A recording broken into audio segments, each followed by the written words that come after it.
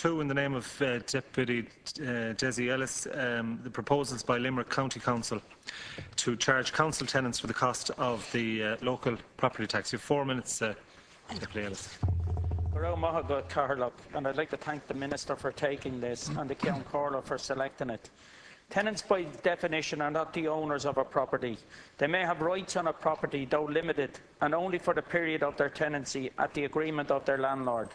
But they are far less powerful in this regard than someone who owns their homes.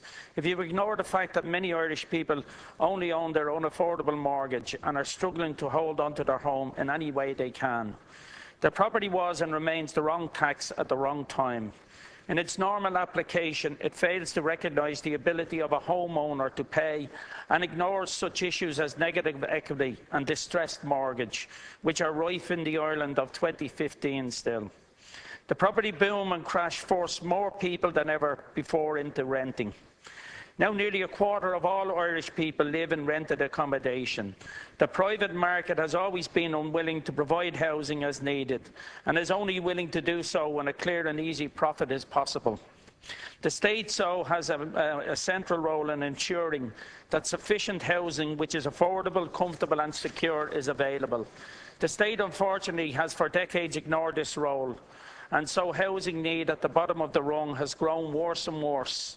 And those in social housing are ghettoised in excluded communities where unemployment, poverty and educational disadvantage are commonplace. These tenants have suffered worse at the hands of 2 austerity governments. They have had all manner of cuts to social protections, vital supports and services, and their children have been left in overcrowded classrooms with less SNAs and other staff to deal with the myriad of educational problems poverty brings. These tenants will now face the possibility, as is already in train in Limerick, of having to pay for the property tax.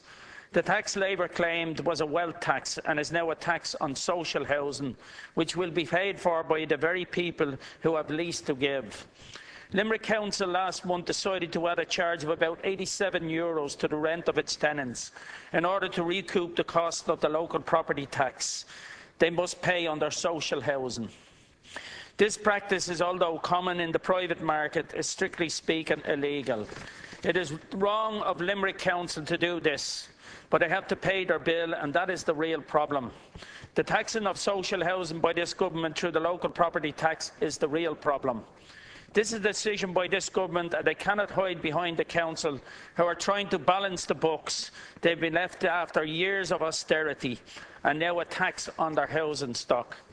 Given the government pronouncements on the issue of housing provision recently, a tax on social housing seems counterproductive.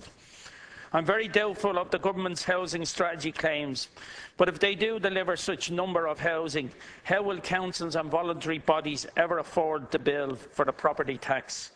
I'm calling on you, Minister, to do 2 things. Firstly, to end the practice of charging the property tax on social housing, and secondly, if unwilling to do that, to issue a diktat to councils that under no circumstances can they pass on the property tax to their tenants.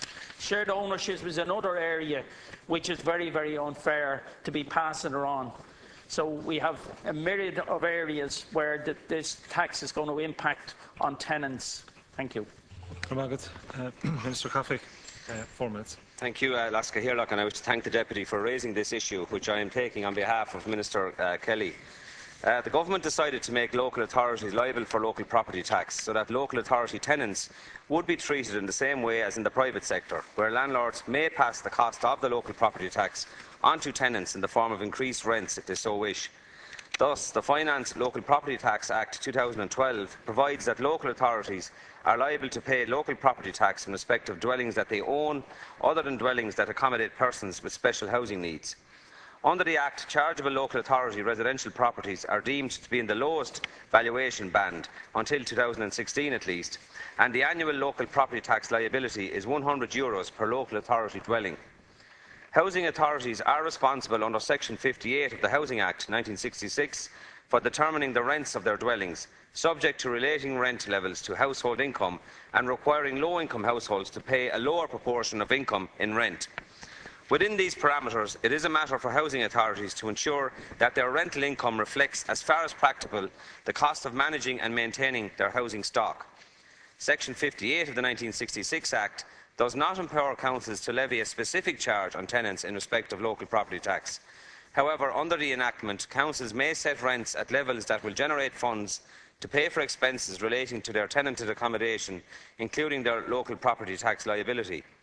It is entirely a matter for housing authorities to decide if they wish to do this, and the Minister has no function in the matter.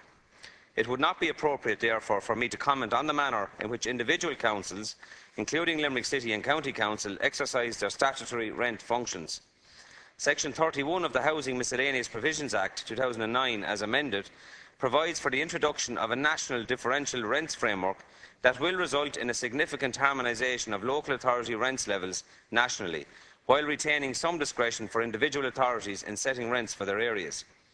Under this legislation, which contains a similar provisions to Section 58 of the 1966 Act in relation to charges, local authority rents will continue to relate to household income and composition, and to contribute to the cost of managing and maintaining the tenanted housing stock. Thank you, Las Cathaoirleach. Deputy Ellis, 2 minutes. Minister, I think it's very important to realise that while the rents, the household tax is frozen until 2016, after 2016 we're going to see a huge jump in the household charge right across the whole country. And this will affect local authority tenants. It will affect everyone, but in particular the least well off in our society, those who are local authority tenants.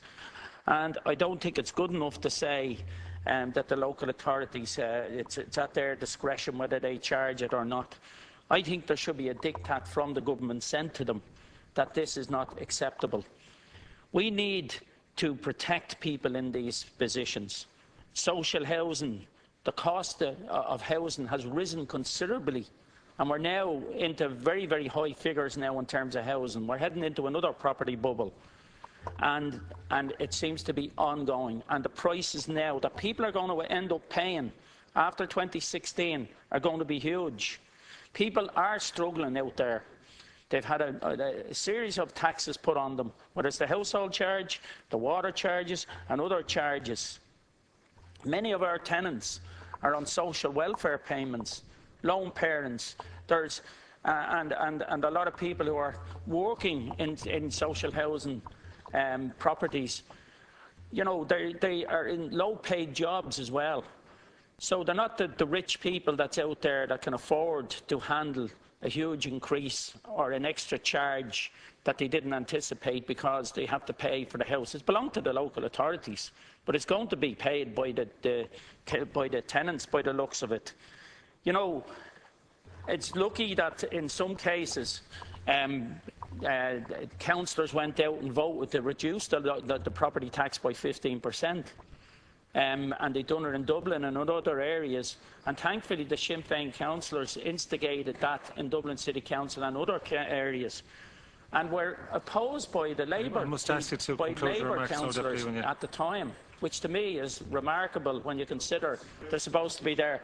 You know well what the truth is. Deputy, I must ask you to conclude your remarks now and call on the Minister. That your own councillors voted against the 15% reduction. So.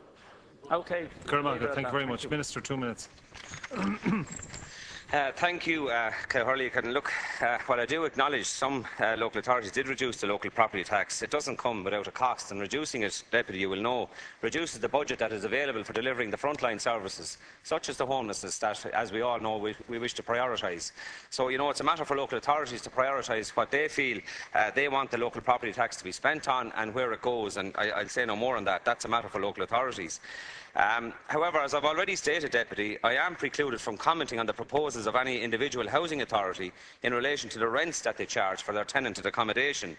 The reality is that local authorities have to pay their local property tax liability for their residential properties and housing stock.